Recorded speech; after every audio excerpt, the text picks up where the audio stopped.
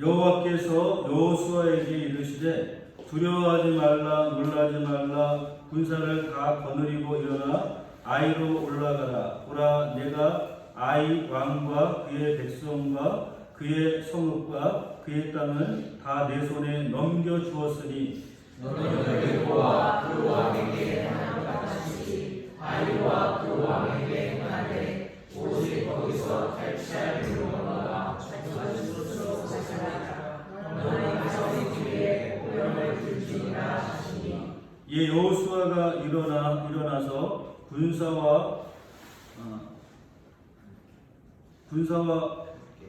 군사와 함께 아이로 올라가려 하여 용사 3만 명을 뽑아 밤에 보내매 그들에게 명령하여 이르되 너희는 성읍 뒤로 와서 성읍을 향하여 매복하되 그 성읍에서 너무 멀리 가지 말고 다 스스로 준비하라.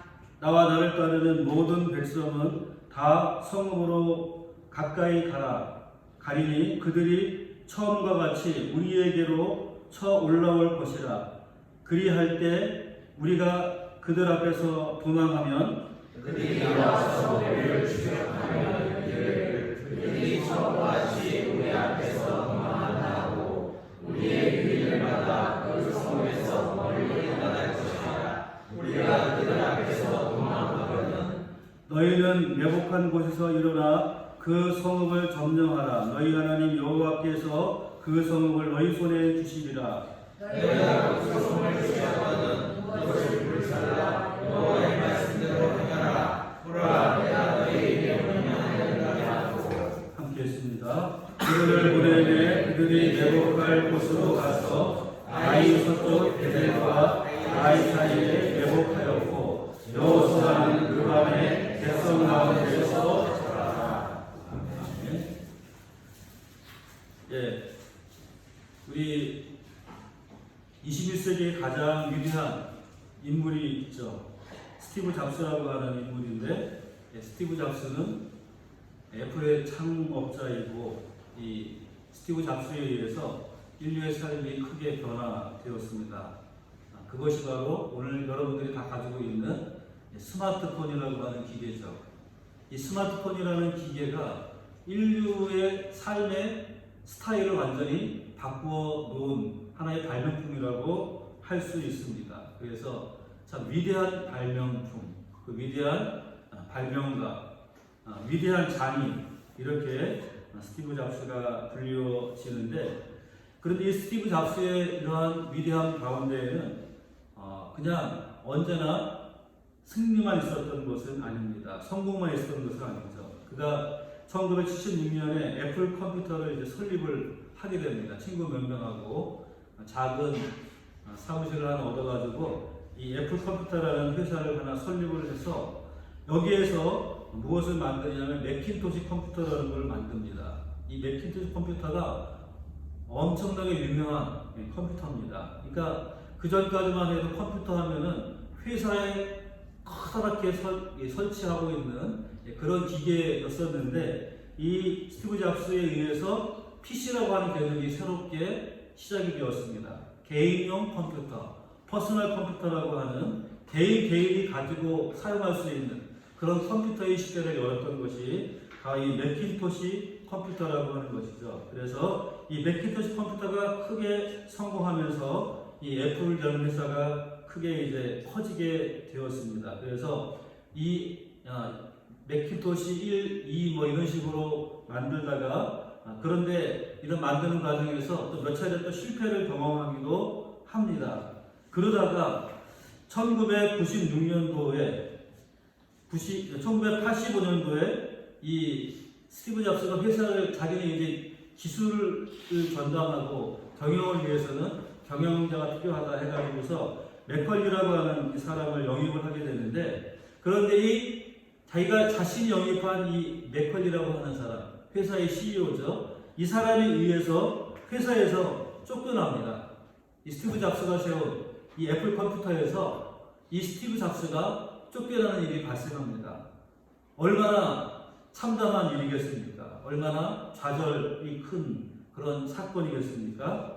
그런데 그렇게 쫓겨난 이후에 한동안 이 시리의 시간들을 보내다가 그가 이제 여러 가지 이런 시도를 이렇게 합니다. 그래서 넥스트라고 하는 회사를 만들어서 게임용 뭐 그런 것들을 만들기도 하고 그러다가 절치부심 끝에 1997년도에 다시 회사에 복귀하게 되고 그 이후에 유명한 위대한 작품들을 많이 히트작들을 많이 이제 개발을 하게 됩니다.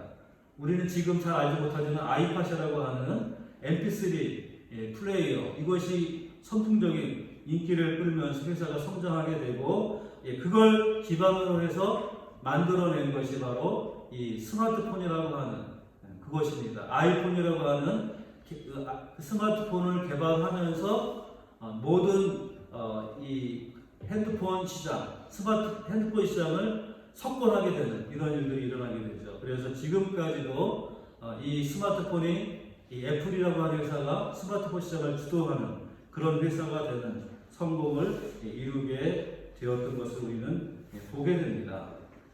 그런데 이 스티브 잡스의 이러한 성공에는 항상 우리가 보았듯이 늘 성공만 있었던 것이 아니라 큰 좌절을 겪는 그런 순간도 있었던 것. 그 개발하면서 수많은 실패를 경험하기도 하고 그리고 마침내는 자신이 설립하고 성장시킨 회사로부터 쫓겨나는 이런 참담한 일을 경험하기도 했지만 그러나 그는 끝내 이 모든 역경을 극복하고 위대한 발명품들을 세상에 내어놓아 이 세계를 변화시키는 그런 사람이 되었던 것입니다. 우리가 세상을 살다가 보면은 사망이 높은 담에 둘러싸여서 숨막히는 그런 절망감 속에서 놓여있는 우리 자신들을 볼 때가 있습니다.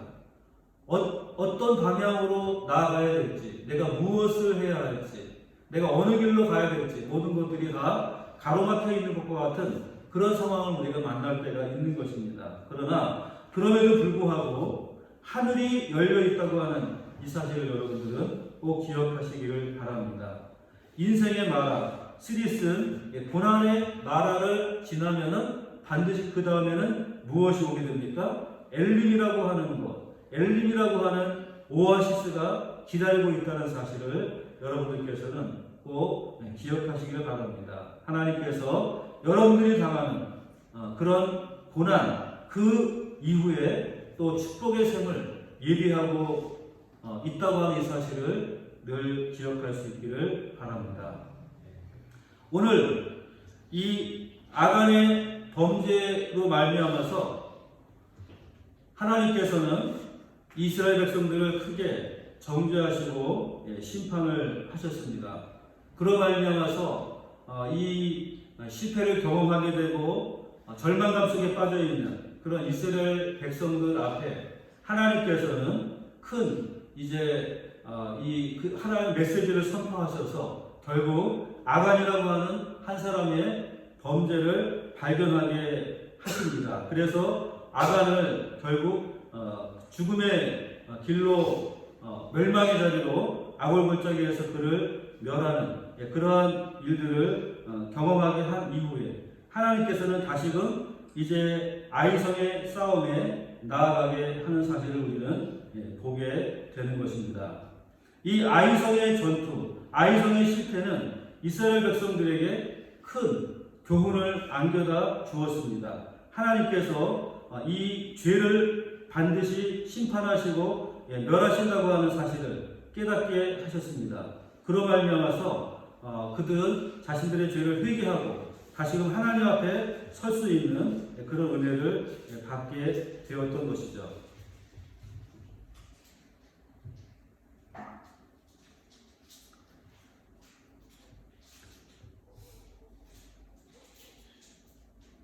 그래서 오늘 아간의 범죄 이후에 이스라엘 백성들에게 하나님께서는 큰 위로와 은혜를 베풀어 주시는데 오늘 하나님께서 다시금 회복해 하시는 그 은혜의 순간들 어떻게 하나님의 회복이 이스라엘 백성들에게 임하는가 그 사실을 오늘 말씀을 통해서 함께 나누려고 합니다. 죄의 부작용이라고 하는 것 이것은 쉽게 사라지지 않습니다. 참으로 오래 가게 되죠.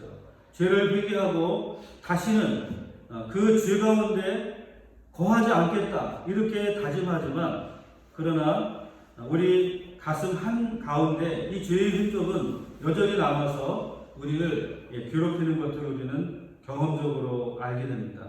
나 같은 사람이 무엇을 할 수 있을까? 또 실패하지 않을까?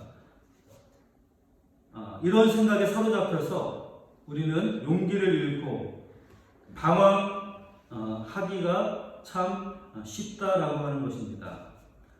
이것은 마귀가 가져다주는 죄의 부작용입니다. 그 모든 생각들 바로 마귀가 우리 마음 가운데 심어주는 것입니다. 그러나 하나님께서는 우리들이 죄책감에 빠져서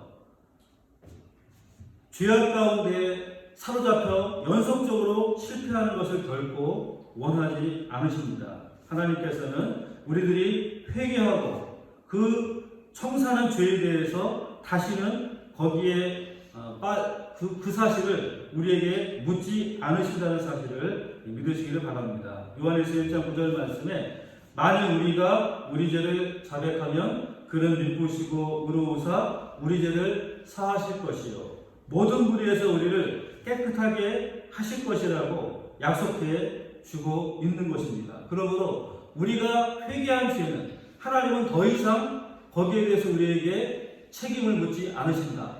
완전히 우리의 모든 죄를 깨끗게 해주셨다는 이 사실을 우리는 믿으시기를 바랍니다. 하나님께서는 철저히 회개하고 돌아선 우리들의 죄에 대해서는 다시는 기억하지 않으십니다. 오히려 언제나 처음처럼 우리에게 사랑과 은혜를 베풀어 주시는 것입니다.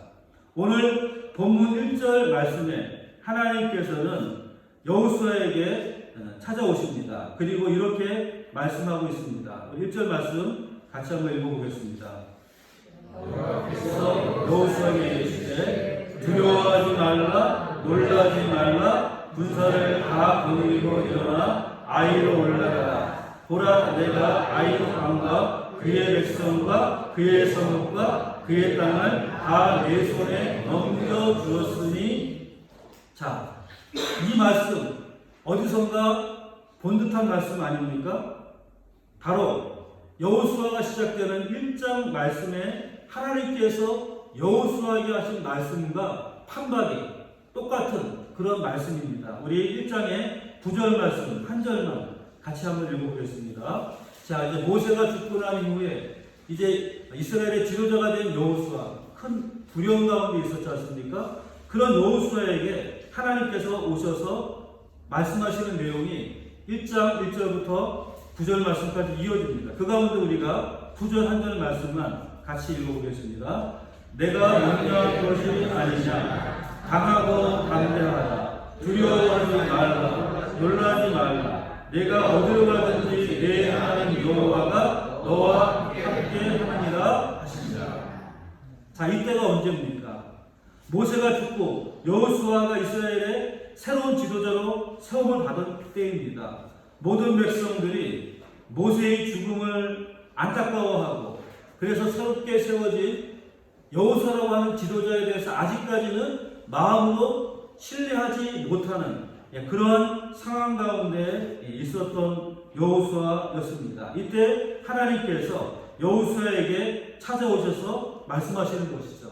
두려워하지 말라, 놀라지 말라. 내가 너와 함께함이니라. 내가 밟는 땅을 다 너희에게 줄 것이다. 너희 조상이 약속한 모든 땅을 줄 것이니라. 이렇게 말씀하시면서 새로운 시대를 열도록 용기와 희망을 주셨습니다. 그런데 지금 이 8장에서 실패를 경험한 여호수아에게, 이스라엘 백성에게 똑같은 말씀을 하고 있는 것입니다. 아이성 정복에 실패하고 좌절 가운데 빠져있는 이스라엘 백성들에게 이 말씀으로 다시금 하나님께서 찾아오신 것입니다. 사랑하는 여러분, 하나님은 우리들에게 언제나 새로운 은혜를 베푸시는 분입니다. 한번 실패했다고 해가지고서 영영 우리를 버리지 않습니다. 한번 죄를 지었다고 우리를 영원히 심판하지 않습니다. 언제든지 주님의 은혜의 자리로 나아가기만 한다면 하나님께서는 처음처럼 새로운 은혜를 준비하고 또 우리에게 주시는 분이라는 사실을 믿으시기 바랍니다. 오늘 여호수아 처음 지도자로 세워섰을 때 하나님이 주셨던 그 용기를 주는 그 말씀과 동일하게 실패를 경험한 여호수아에게, 이스라엘 백성들에게 동일하게 두려워하지 말라, 놀라지 말라, 내가 너와 함께하리라, 너를 승리하게 할 것이다 약속해 주고 있는 것입니다. 우리가 실패했다고 해가지고 하나님은 은혜를 거두시는 분이 아닙니다. 우리가 회개하고 돌아오기만 한다면 우리의 죄를 사하실 뿐만 아니라 다시금 이전에 주셨던 그 은혜 똑같이 우리에게 주시는 하나님이신 줄 믿으시기를 바랍니다. 하나님의 은혜가 임하니 새로운 생명이 되어서 새로운 군대를 이루게 되었던 것, 그것이 바로 에스겔에게 약속하신 그런 말씀입니다. 에스겔이 한 골짜기에 마른 뼈들에게 하나님의 말씀을 전하니까 그들이 군대가 되는 이런 놀라운 역사가 일어나지 않았습니까? 하물며 자신이 사랑하는 자신의 백성들에게 하나님께서 은혜를 주시지 않겠는가? 마른 뼈에게도 은혜를 주셔서 그들에게 생명을 주시는 하나님인데 자신의 백성들에게 하나님께서 은혜를 베풀지 않으시겠는가? 우리는 분명히 생각해 보아야 하는 것입니다. 하나님은 어제나 오늘이나 영원토록 동일하신 하나님이라고 말씀했습니다. 그러므로 여호수아와 이스라엘 백성들에게 힘과 용기를 주신 하나님이라고 한다면 오늘 우리들에게도 동일하게 은혜를 베풀어 주시고 우리와 함께 하시고 우리를 지켜주신다는 약속의 말씀을 주시는 하나님이신 줄 믿으시기 바랍니다. 언제나 처음처럼 새롭게 열어주시는 주님의 은혜의 자리에 나아가시는 우리 모두가 다 될 수 있기를 바랍니다. 한 번 실패했다고 우리가 모든 것들이 끝난 것이 아닙니다. 부끄러워할 필요가 없습니다. 과거에 우리가 죄를 지었다고 절망하지 마시기 바랍니다. 주님께 나오기만 한다면 그 모든 것 기억하지 않으시고 언제나 처음처럼 우리를 받아주시고 우리에게 은혜를 베풀어 주시는 하나님이신 줄 믿으시기를 주님의 이름으로 축원합니다. 자, 하나님은 자기 백성이 실패했을 때, 낙심과 두려움 가운데 있을 때 그 자리에 있도록 그냥 내버려 두지 않습니다. 오히려 하나님의 능력을 의지하여서 승리자가 되도록 우리를 도우십니다. 하나님께서는 이스라엘 공동체에서 죄를 제거하여 정결하게 하신 다음에 이스라엘 백성들을 하나님의 뜻대로 다시 세우시게 됩니다. 아이성은 결코 포기하거나 물러설 그런 곳이 아니라 마땅히 정복해야 할 하나님의 약속의 땅인 것입니다. 이스라엘 백성들이 아이성 정복에 실패했던 이유의 가장 큰 원인은 바로 하나님이 떠나셨기 때문이었습니다. 두 번째 이유는 군사적인 전략이 전혀 없었다 하는 것입니다. 그저 아이성의 규모만 보고 3,000명의 군사만 보내어서 그들이 충분히 이길 것이라고 생각했던 것입니다. 첫 번째 아이성 정복에 나설 때에는 3,000명의 군사만 보냈습니다. 그래서 그 성을 치고 승리할 것이라고 생각을 했습니다. 어떤 작전도 세우지 않았습니다. 하나님께서 어떠한 지시도 주시지 않았고 하나님으로부터 어떤 약속도 받지 않았고 또 여호수아조차도 어떤 작전을 가지고 이 성을 정복할 것인가 계획을 세우지 않았습니다. 그러니까 이 아이성 전투에서 실패한 것은 결국 하나님이 떠난 것이고 그들의 교만 때문이고 그들의 교만의 결과 아무런 전략을 세우지 않았기 때문에 이 싸움에서 그들은 실패하고 말았던 것입니다. 그런데 이제 두 번째 아이성 정복에 나서는 이스라엘 백성들은 상황이 달라집니다. 여호수아는 하나님이 허락하지 않는 싸움, 하나님께서 떠난 이스라엘 군대는 그들이 아무리 정예군이라 할지라도 이길 수 없다는 사실을 분명히 깨닫습니다.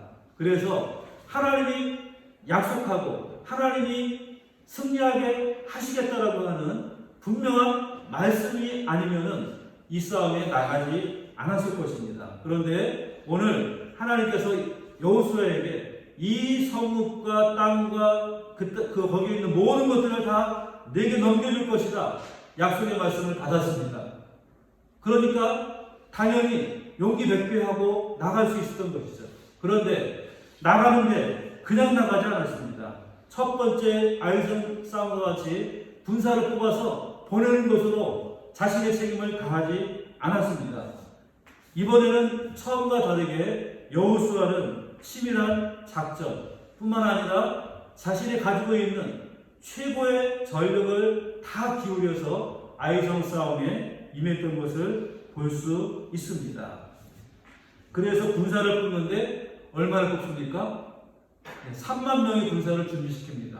처음에 3천 명을 보냈는데 이번에는 3만 명의 정예 군사를 준비시키게 됩니다. 그리고 그뿐만이 아니라 중요한 전략을 세웁니다. 우리 7절 말씀을 한번 같이 읽어보겠습니다. 너희는 내복한 곳에서 일어나 그 성읍을 점령하라. 너희가 나는 여호와 앞에서 그 성읍을 너희 손에 주시리라.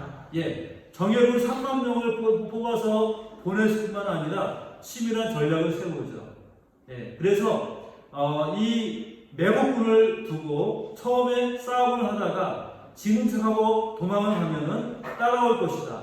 아이성의 군사가 따라오면은 아이성에 비어있는 아이성을 매복군이 가서 점령해라. 이거 굉장히 유명한 전략이죠. 우리 삼국지에도 보면 이런 전략을 많이 사용하는 것을 볼 수 있는데 지금 여호수아가 바로 이런 전략을 싸웁니다. 처음에 나서서 싸우면은 아이성이 자신을 가지고서 싸움하러 나올 것이다. 그러면은 처음처럼 지는 것처럼 도망가라. 그럼 쫓아나올 것이다. 그럼 비어있는 성에 매복군이 들어가서 그 성을 점령하라. 그리고 양쪽에서 합세해가지고서 아이성의 군사를 물리치는 이런 전략을 세웠던 것입니다. 자, 우리가 이 두 번째 아이성 전투에서 달라진 것 무엇입니까? 첫 번째, 하나님의 말씀, 하나님의 너와 함께 하시고 너에게 아이성을 넘겨주시겠다라고 하는 약속을 받았습니다. 하나님의 약속을 받고 이 싸움을 시작했다라고 하는 것, 그게 첫 번째 차이점이고, 두 번째 차이점은 무엇입니까? 여호수아가 중요한 전략을 세워서 자신이 가지고 있는 모든 힘을 다 동원해서 이 싸움에 임했다라고 하는 것입니다. 하나님께만 맡긴 것이 아니라 하나님께만 의지하고 그냥 나는 아무것도 안 하는 것이 아니라 여기에서 우리는 하나님의 약속이 있었지만 여호수아 이스라엘 백성들이 최선의 노력, 최선의 준비를 하고 이 싸움에 임했던 것을 우리는 보게 됩니다. 바로 이것이 큰 차이점입니다. 우리가 하나님의 승리를 경험하기 위해서는 첫 번째 중요한 게 무엇입니까? 하나님이 나와 함께하는 것, 하나님이 나를 동행하는 것, 하나님이 이 싸움에 함께하시고 이기겠다라고 약속해 주시는 것, 이것이 첫 번째 중요한 일이고, 두 번째로 중요한 일은 무엇입니까? 그 다음에는 내가 최선을 다하는 것, 나의 가진 모든 힘을 기울여서 준비하고 이 싸움에 나가는 것. 그럴 때 승리의 축복을 하나님께서 주실 줄 믿습니다. 오늘 이 두 번째 아이성과의 전투에서 이스라엘 백성의 승리의 요인인 것입니다. 두 가지. 하나님이 함께 하셨고 또 여호수아 이스라엘 군대가 최선의 힘과 준비를 통하여서 이 싸움에 임했다라고 하는 것을 우리는 보게 됩니다. 이렇게 하나님께서는 처음처럼 함께 하셨고 승리의 약속을 베풀어 주셨습니다. 그리고 이 싸움에 임하는 여호수아와 이스라엘 군대의 자세가 달라졌습니다. 적을 가볍게 여기는 것이 아니라 또 하나님의 약속만 믿고 대충 준비하는 것이 아니라 자신이 가지고 있는 모든 힘을 다 쏟아서 이 싸움에 임했다라고 하는 사실, 이것이 바로 승리의 원동력이 되었다는 것을 믿으시기를 바랍니다. 사랑하는 여러분, 이 세상은 결코 만만하지 않습니다. 아무리 우리가 치밀한 계획과 아무리 굳은 결심으로 마음을 고쳐먹어도 내 생각대로 이루어지지 않는 것들이 너무나 많은 것이 바로 우리의 현실입니다.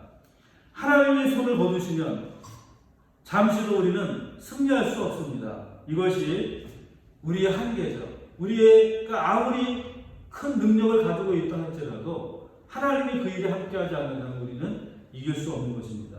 그래서 중요한 것은 무엇입니까? 하나님이 함께 하시느냐, 하나님이 나와 함께 하시고 우리와 함께 하시고 이 일에 함께 하시는가, 그것을 우리는 늘 바라보고 주님께로 우리가 향해 있어야 합니다.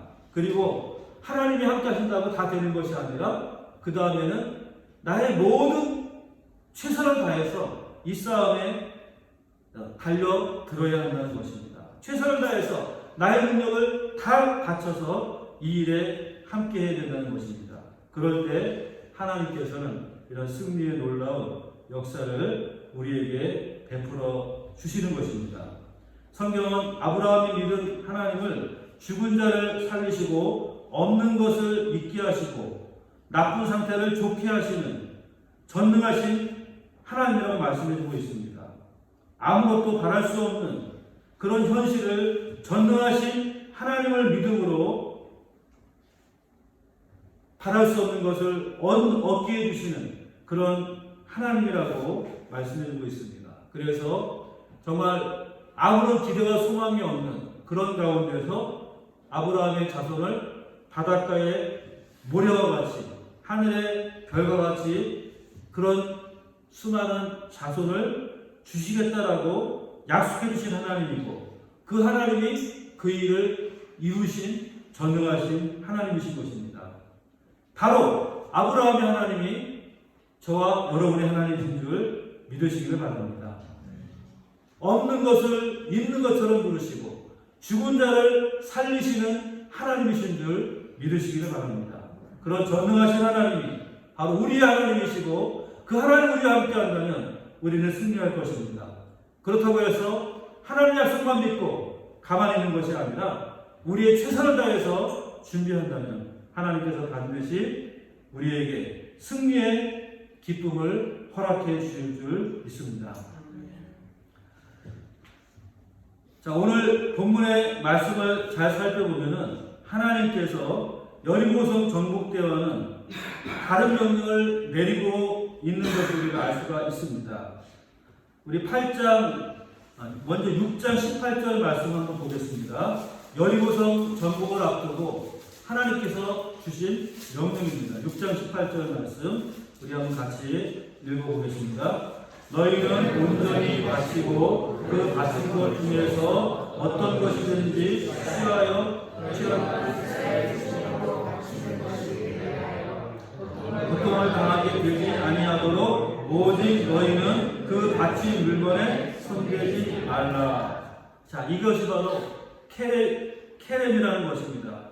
하나님께 다 바쳐진 것이기 때문에 너희는 그 물건에 손대지 말아라. 이것이 케렘의 말씀을 해주고 있는 것이고요. 그런데 오늘 본문의 8장 2절 말씀 한번 보시기 바랍니다.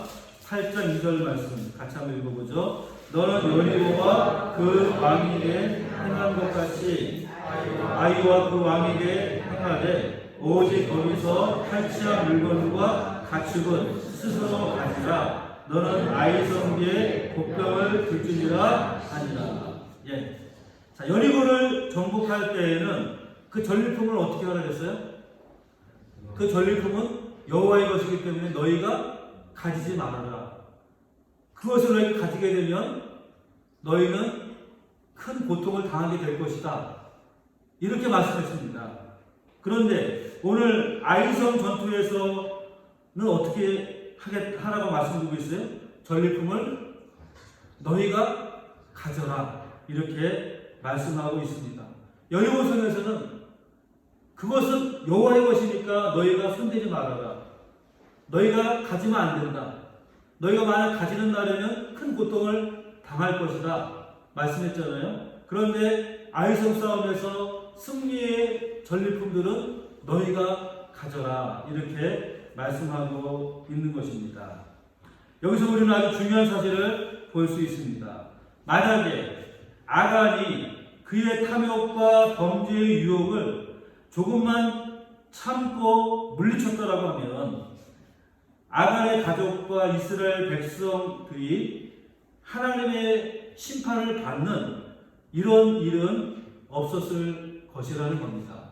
그리고 아간이 욕심냈던 그 물건이 여리고성에는 허락되지 않았을지라도 아이성 싸움에서는 가져라 말씀해주고 있는 것이죠. 그 욕망이 충족될 수 있었던 겁니다. 그런데 아간은 그 잠깐의 시간을 참지 못하고 여리고성의 싸움에서 그 물건에 욕심을 내는 바람에 그 물건을 탈취했고 자기의 장막에 감추어 두었고 그 결과 이스라엘 백성은 아이성 싸움에서 심각한 패배를 당하고 아간의 모든 가족들은 심판을 받는 이런 결과를 가져오고 말았습니다. 인간의 조급함이 이런 엄청난 비극을 초래하는 것을 우리가 보게 되는 것입니다. 여러분, 모든 것의 처음은 다 하나님의 것이다라고 말씀했습니다. 그래서 이 가나안 땅의 첫 싸움의 승리의 전리품들은 하나님의 것입니다. 처음의 것은 하나님의 것이고 그 다음 것들은 다 너희의 것이다. 이것이 하나님의 법칙이죠. 그래서 이 애굽에서 장자의 재앙을 할 때에도 모든 장자는 다 하나님의 것이다. 이렇게 말씀하고 있는 것입니다. 11조의 개념도 마찬가지입니다. 처음은 하나님의 것이다. 초태생은 하나님의 것이다. 이렇게 말씀해주고 있는 것입니다.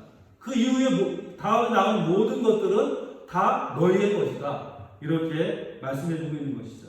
오늘 이 가나안의 전투에서 첫 성인 여리고성의 전리품은 하나님의 것이지만 그러나 그 이후의 모든 전투의 전리품은 다 이스라엘 백성들의 것으로 주어졌던 것을 우리는 보게 됩니다. 여리고성의 이 전투의 전리품을 하나님의 것으로 말씀하시고 이스라엘 백성들이 여기에 순종했다라고 하면은 그 다음에는 그들의 마음 가운데 그들의 어떠한 재산상의 모든 필요를 충족받을 수 있었을 것입니다. 그런데 하나님의 것을 욕심내게 되었기 때문에 결국 이런 비참한 결과를 가져오게 된 것을 우리는 보게 됩니다. 만약에 아간이 탐욕에 빠지지 않고 하나님께 순종하였다라고 한다면 아간은 그의 가족과 함께 심판당할 일도 없었을 것이고 하나님께서는 그 다음 아이성의 싸움의 승리를 통해서 그들에게 전리품을 거두는 이런 일을 하나님께서 허락해 주셨을 것입니다. 그 조급함 때문에 이런 엄청난 비극을 초래하게 되었던 것, 이 아간의 조급함, 자신이 이 물건을 가지겠다라고 하는 욕망, 그것을 멈추지 못했기 때문에 이런 비극을 초래하게 되었다는 것이죠. 오늘날 우리는 너무나도 조급한 시대에 살고 있습니다. 모든 것이 즉석에서 해결되어야지만 직성이 풀리는 그런 시대로 우리가 살고 있습니다. 기다릴 줄 모르고 인내할 줄 모르고 다른 사람이 생각하고 말할 수 있는 기회를 주지 않는 그런 시대 가운데 우리가 살고 있죠. 그러나 성경 우리에게 무엇이라고 말합니까? 인내하라, 오래 참으라 말씀해 주고 있습니다. 우리가 인내하고 참으면 하나님께서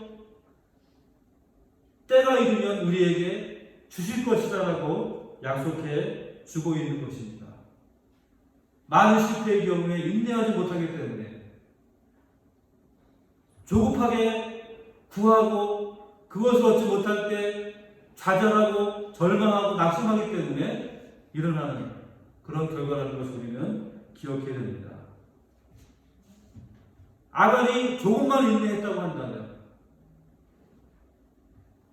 이런 실패도 없었을 것이고 자신의 모든 가족이 멸망당하는 그런 일도 없었을 것입니다.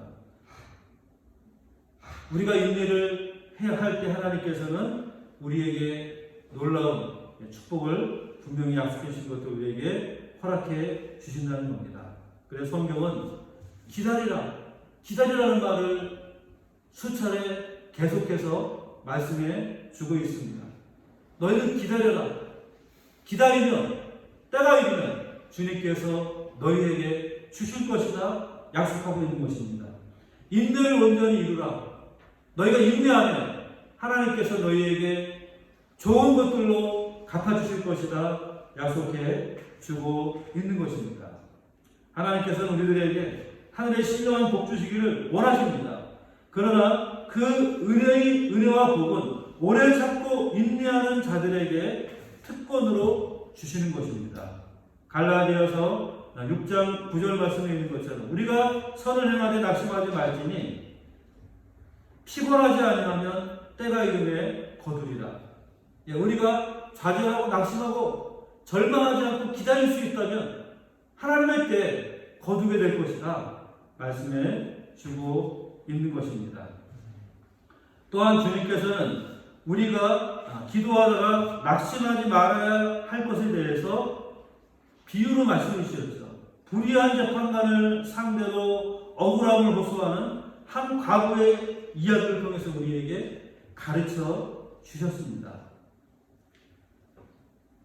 낙심하지 말고 너희는 부르짖어 구하라. 그러면 때가 이르러서 너희에게 하나님의 약속을 주실 것이다 라고 말씀해 주고 있는 것입니다. 또 히브리서 10장 36절 말씀에도 이렇게 말합니다. 너희에게 인내가 필요함은 너희가 하나님의 뜻을 행한 후에 약속하신 것을 받기 위함이다. 하나님의 뜻을 행한 후에 약속하신 것을 받기 위해서 필요한 것이 무엇이라고요? 인내가 필요하다.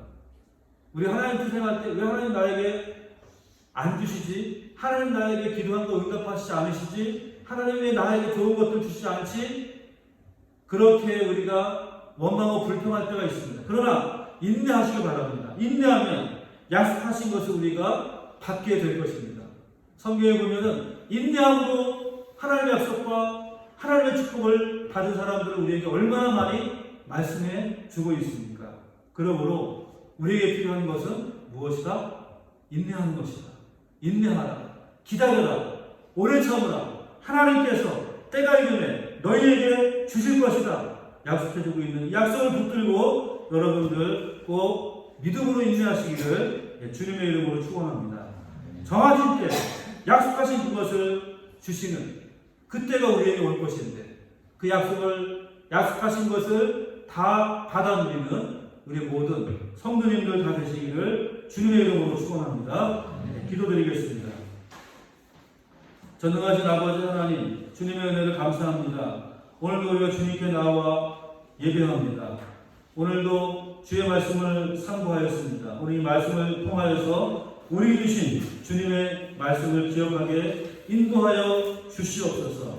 오직 우리 하나님은 은혜가 풍성하신 하나님, 언제나 우리가 회개하고 돌아오면 받아주시고 동일한 은혜를 우리에게 베푸시는 하나님이신 줄 믿습니다.